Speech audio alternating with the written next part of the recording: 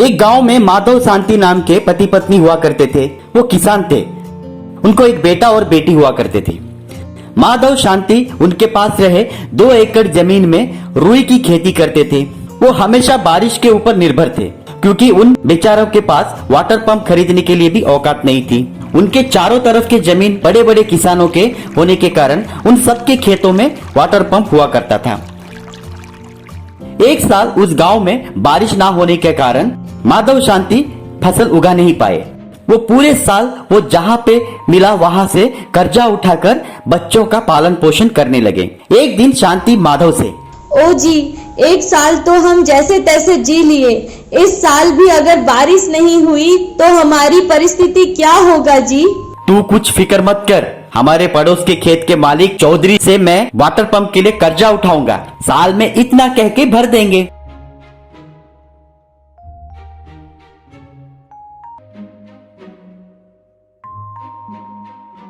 वैसे माधव चौधरी से कर्जा मांगा।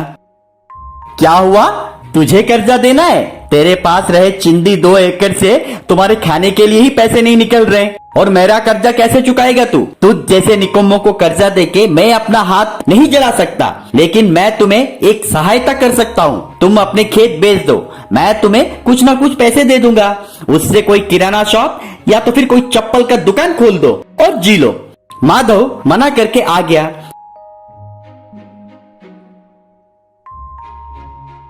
घर पे आया माधव अपनी पत्नी से, अब हमें हमारी मेहनत पे ही भरोसा रखना होगा। गांव के बाहर एक कुआं है, तुम उसमें से पानी निकालो और मैं साइकिल में पानी लाके हमारे खेत में डालूंगा। हमारे बच्चों का पालन पोषण करने के लिए इससे बढ़कर और कोई रास्ता नहीं है।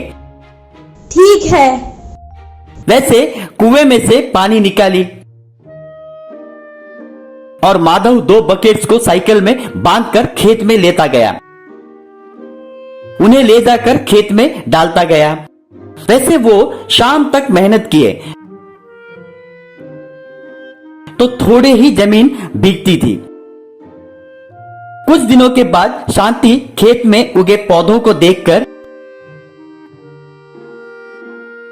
ओ जी, हमारे डाले पानी कम पड़ रहे जी, पौधे पूरे सूखे पड़ गए हैं, देखिए। हम क्या कर सकते हैं, हम अपनी कोशिश जारी कर रहे हैं। आज से हम और ज्यादा मेहनत करेंगे। अगर वो जिंदा रहे तो हमारी किस्मत है। एक दिन शांति कुएं में से पानी निकाल रही थी। उतने में एक हाथी आकर अपना सूंड उठाकर जोर से चिल्लाई। वो देखकर माधव का बेटा चिंटू, मम्मी, डैडी, लगता है बेचारे उस हाथी को प्यास लगी है। उस हाथी को थोड़ा पानी पिलाइए ना। तो माधव पानी का बकेट उसके सामने रखा। वो फटाफट पानी पी लिया। फिर से वो हाथी सूंड उठाकर जोर से चिल्लाई तो उसकी बेटी लल्ली, एक बकेट उसको कहाँ पहुँचेगा डैडी, और दो ना। माधव फिर से पानी का बकेट दिया। हाथी वो भी पीकर फिर से सूंड उठाकर चिल्लाई। वैसे वो शाम तक उसे पानी देते ही रहे और वो वैसे ही पीती गई। आखिर में आकर माधव और शांति थक गए और वो आकर एक पत्थर पे बैठ गए। उतने में वो हाथी अचानक एक वाटर पंप पे पलट गई। वो देखकर वो दोनों आश्चर्य हो गए। वो वाटर पंप, मैं मायावी वाटर पंप हूँ, मुझे ले जाकर अपने खेत में रखो। वो उस पंप को ले जाकर अपने खेत में रखे।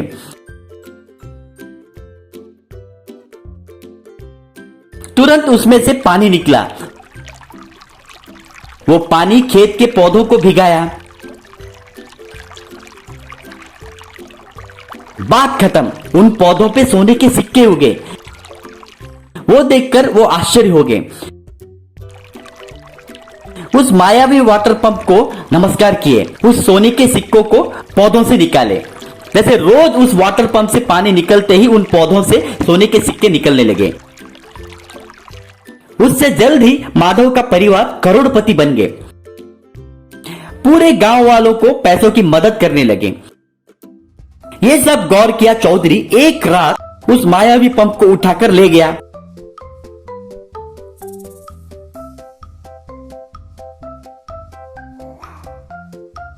अगले दिन चौधरी अपने खेत में रखकर ऑन किया।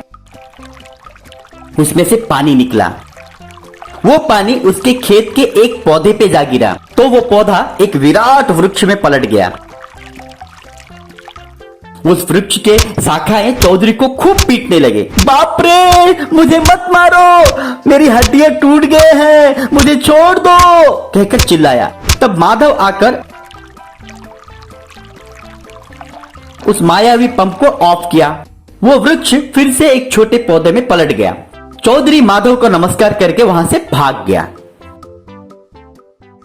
एक गांव में साकेत नाम का एक चप्पल शॉप वाला था। साकेत मुंबई के प्लेटफॉर्म में से चप्पल खरीद के लाके उसे ब्रांडेड कंपनी का स्टिकर लगा के गांव वालों को ज्यादा दाम में बेचता था। उसके शॉप के बाहर एक चप्पल सिलाने वाले को भी उसने रखा था।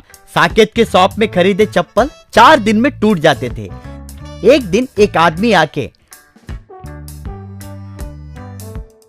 क्या साकेत भाई, इंपोर्टेड लेदर चप्पल बोल के 3000 लेके मुझसे ये चप्पल खरीदवाया, ये 1 हफ्ता भर भी नहीं आ रहा है, 1 साल का वारंटी कहकर बोले मेरा पैसा मुझे वापस कर दो।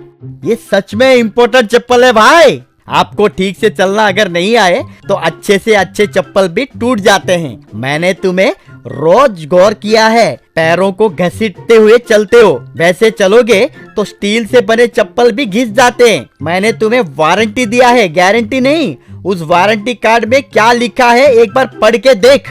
तू इस चप्पल को बड़े सतर्क से इस्तेमाल करने के बाद अगर कुछ हुआ तो ही हम तुम्हें पैसे वापस करेंगे। जाके वहाँ पे चप्पल सिला जा।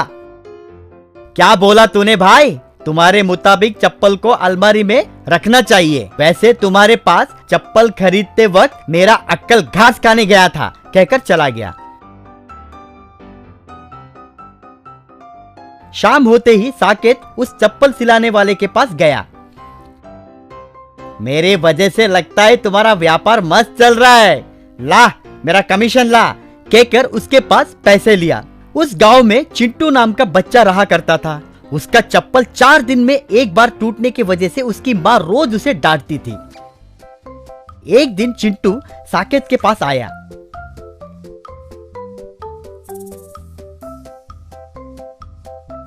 अंकल, आपके पास खरीदे चप्पल यूं ही टूट रहे हैं। कितनी बार तो मैं नया चप्पल खरीदूं कह के माँ मुझे रोज डांटती है। ये आखिरी बार है कहकर पैसे दी। थोड़ा अच्छा चप्पल दीजिए अंकल, कम से कम 6 महीने काम करना चाहिए। साकेत उसके पास पैसे लेकर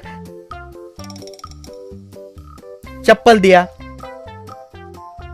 उस दिन शाम को चिंटू स्कूल से लौटते वक्त वो चप्पल टूट गए। वो साकेत अंकल फिर से धोखा दिए। ये बात बताने पर माँ यकीन नहीं करेगी। आज मुझे माँ के हाथों फिर से मार पड़ेगी, कहकर रोने लगा। उतने में एक मुनीवर उसके पास आया। क्या हुआ बेटा, ऐसे क्यों रो रहे हो?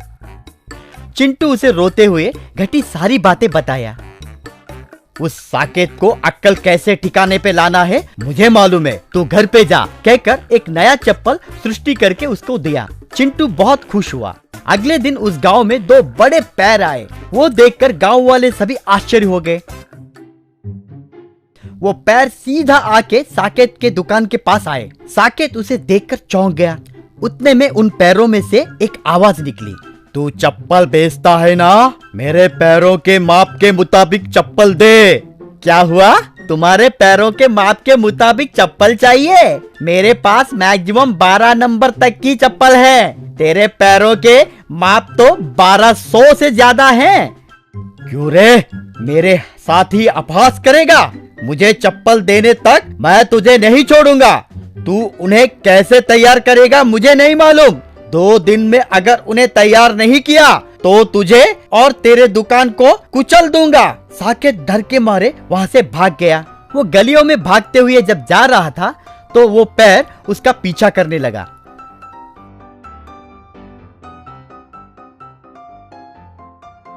वो देखकर चिंटू, इसको बराबर सबक मिला, सोचा। वैसे साकेत घर पे आया। वो पैर भी घर पे आए। साकेत दरवाजा बंद करके घर में छुप गया। क्यों रे दुष्ट, घर में छुपने से मैं तुझे छोड़ दूंगा ये सोच रहा है? चुपचाप बाहर निकल वरना मैं तेरे घर को कुचल दूंगा। साकेत डर के मारे बाहर निकला। ओ मेरे पैरों के बाबा, आप कौन है मुझे नहीं मालूम। आपके पैर मेरे पीछे क्यों पड़ा है मुझे नहीं समझ में आ रहा है। स्वामी, आपका चप्पल सिलाने के लिए बड़े बड़े कंपनी को ही मुमकिन होगा। मैं बहुत साधारण मानव हूँ, मैं कैसे सिला के दे सकता हूँ बोलिए? अगर करना पड़ेगा तो बहुत खर्चा होगा। स्वामी जी, मेरी पूरी संपत्ति बेचनी होगी। गांव के लोगों को धोखा देके बहुत पैसा कमाए है रे तू, उन पैसों से सिला के दे। मुझे अक्ल आए स्वामी जी, मैं और कभी किसी को धोखा नहीं दूंगा। मुझे बीवी बच्चे हैं, मुझे छोड़ दीजिए स्वामी जी। ठीक है, इस बार के लिए मैं तुझे क्षमा करके जा रहा हूँ। अगर दोबारा किसी को धोखा दिया तो फिर से आऊंगा। अब की बार तुम्हें चप्पल नहीं काउबॉय शूज सिला के देना होगा, खबरदार। क्या काउबॉय शूज? बाप रे, अब जिंदगी में किसी को धोखा नहीं दूंगा स्वामी जी, आप जाकर आइए कहकर नमस्कार किया। वो पैर वहां से चले गए। उस दिन के बाद साकेत ईमानदारी से चप्पल बेचना शुरू किया। चिंटू बहुत खुश हुआ।